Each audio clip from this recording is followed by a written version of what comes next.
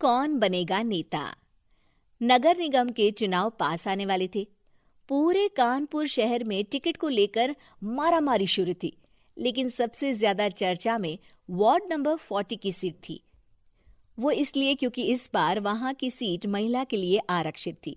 अब सवाल ये था कि चुनाव लड़ेगा कौन। इससे पहले ठाकुर साहब वहां से पार्षद थे और इस बार उन्होंने अपनी पत्नी सीमा ठाकुर को टिकट दिलवाई और ठाकुर साहब की शान के कारण सीमा जी ने 20,000 वोटों से चुनाव जीत लिया। अरे बधाई हो सीमा भाभी, अब तो आप वार्ड की पार्षद बन गई हैं। अब तो हमारे काम आप ही करवाएंगी। अरे ये तो सिर्फ नाम की पार्षद बनी है, वो तो महिला सीट आ गई, वरना पार्षद तो मुझे ही बनना था।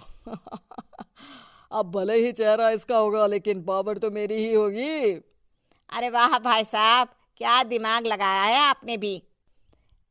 आइए आप लोग, खाना लगा दिया है सबके लिए। सीमा जी पार्षद बन चुकी थीं, फिर भी उनकी एक ना चलती। सारे काम ठाकुर साहब खुद ही संभाल लेते और जहां जरूरत पड़ती वहां सीमा जी का अंगूठा लगवा लेते। सीमा जी ज्यादा पढ़ी लिखी भी नहीं थी। एक दिन ठाकुर साहब और सीमा एक प्रोग्राम में जाते हैं। अरे ठाकुर साहब, आप आ गए। ओहो, पार्षद मैडम भी आ गई हैं। स्वागत है आप दोनों का। लगता है हमारे पार्षद फंड का सही इस्तेमाल हो रहा है। चलिए अब उद्घाटन करते हैं। ये लीजिए ठाकुर साहब कैची, आप ही सबसे पहले प्रवेश कीजिए। सब लोग आगे निकल जाते हैं और सीमा जी पार्षद होने के बावजूद भी पीछे खड़ी रह जाती हैं। वो देखती हैं कि वेलकम बोर्ड पर उनका नाम है, लेकिन महिला होने के कारण कोई उनका सम्मान नहीं कर रहा। अगले दिन एक आदमी उनके घर आता है।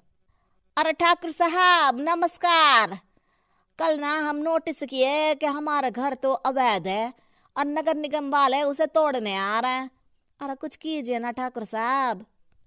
देखो भाई, मैं तो ज्यादा कुछ कर नहीं सकता, पर अगर तुम सबकी जेब गर्म कर दो तो कुछ हो सकता है। कुल मिलाकर 4 लाख लगेंगे। अरे 4 लाख ठाकुर साहब? अरे भाई, मैं अपने लिए नहीं मांग रहा हूँ। दरोगा है, इंजीनियर बाबू है, बड़े साहब है, सबको देना पड़ता है ना थोड़ा थोड़ा। बोलो है मंजूर?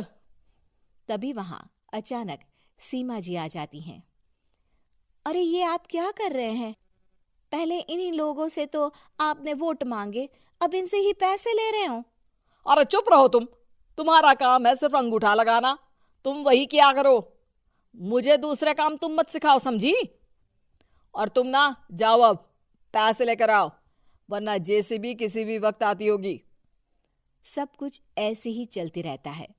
एक दिन सीमा जी और ठाकुर साहब को एक लोकल मीटिंग में बुलाया जाता है। वहां पर कई और अधिकारी लोग भी मौजूद रहते हैं। अब मैं चाहूंगा कि ठाकुर साहब हमारे बीच 2 शब्द कहें।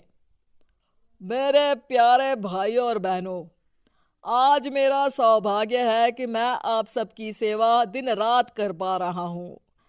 आपने मेरी पत्नी को भारी मतों से जिताया है, इसलिए मैं आप सभी का शुक्रगुजार हूं।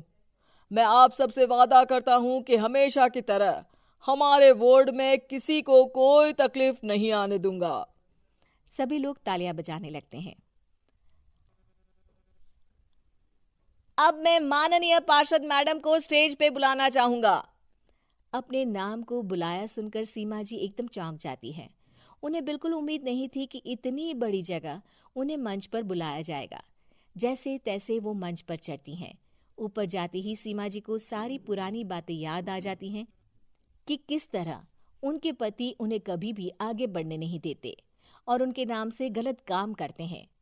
वो बोलने लगती हैं। मैं आपके वार्ड की पार्षद सीमा हूं।